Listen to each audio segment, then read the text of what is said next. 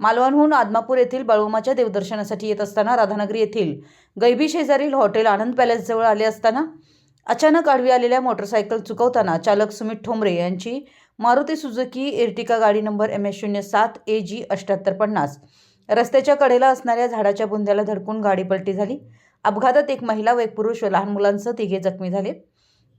घटनास्थळावर मिळालेल्या माहितीनुसार श्रेया साळगावकर वय वर्ष 30 या महिलेस डोक्याला मार लागलाय व जयवंत मयेकर वय वर्ष 45 यांच्या उजव्या हाताला दुखापत झाली आहे, तर मानस पाटकर वय वर्ष 10 यास हाताला दुखापत झाली।